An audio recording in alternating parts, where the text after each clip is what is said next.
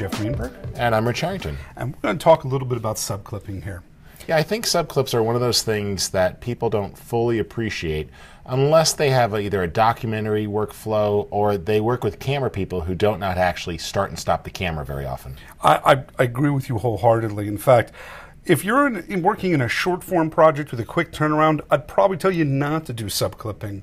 But as somebody who's got a long documentary and corporate background, I find that it's the best choice, and really two types of shots I end up subclipping. I end up subclipping, for example, the one we're looking at here, by making an in and an out, and taking maybe just this one response somebody is saying and breaking it apart from the interviewer. And I end up with them in a bin. Yeah, and I do that all the time. I'll ask the producer to give me talking points or key messages they want heard, and it makes it really easy to split up an interview because it's very easy as you're loading a clip in and out to accidentally clear an in or an out point. And so by making a subclip, it saves it with the clip. It doesn't make any more room on the disk. It's just a little simple tiny pointer file that points back to the original media.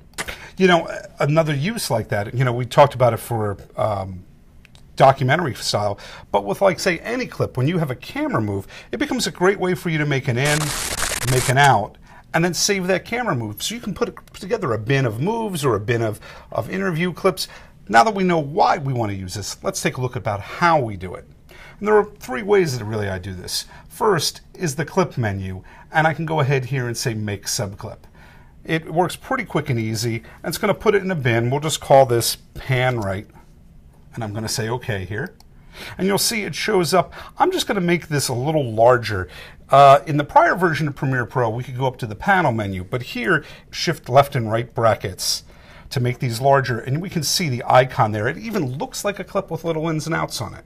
Yeah, it basically is the clip icon with an in point and an out point set. So this is just slightly different, and you could rename this or do anything else with the custom columns that you want. Now, many people prefer to have this be something easier to access so they don't have to interrupt their edit flow. So if you're used to using JKL to drive and INO to mark, you might as well have a keyboard shortcut for this. You know, it's exactly what I was thinking, that doing this without a keyboard shortcut is a big mistake.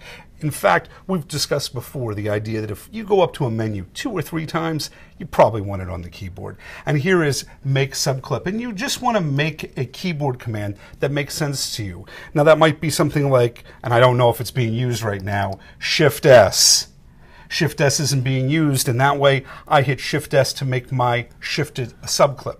Now I find in my case, because I'm putting the keys by JKL INO so much, that I actually use U, because it's right there. And so subclip, use the next letter. It's not that unusual. So it could be just Command U or Shift U. Regular U's taken, but try Command U or Control U, which would be a PC equivalent.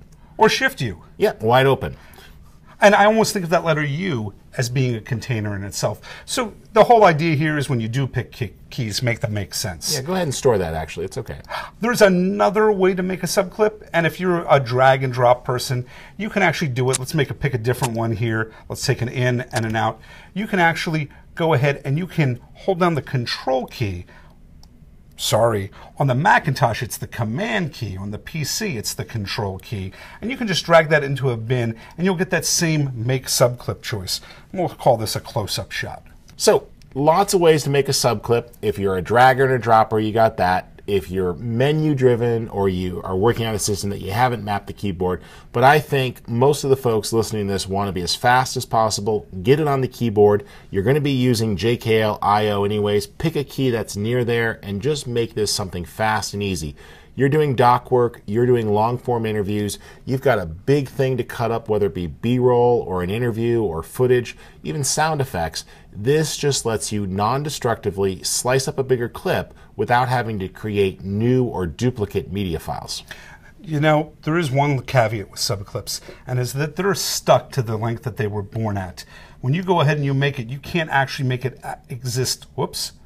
There we go. You can't make it last longer than it originally did. It's limited by your original in and outs. Unless... Well, yeah, and other systems would remove the subclip limits. Premiere just calls that edit subclip. So you'll find this under the clip menu. And when you go ahead and you choose Edit Subclip, something neat happens here, and I think this is really kind of cool, is that you're able to go ahead and adjust the subclip in and out points after the fact. If you are using a subclip, though, actually on a timeline, you're not allowed to make it shorter. You can always make it longer, but not shorter. And the neat thing is that if you really do this subclipping quickly and on the fly, if your in and out points were a little loose, you can come back and you can modify this, especially if you're cutting off maybe, say, the end of somebody's line from an interview. And where this will really kick in is earlier you learned about how producers or assistants could be using something like Prelude to create subclips for you. I'm just going to be honest.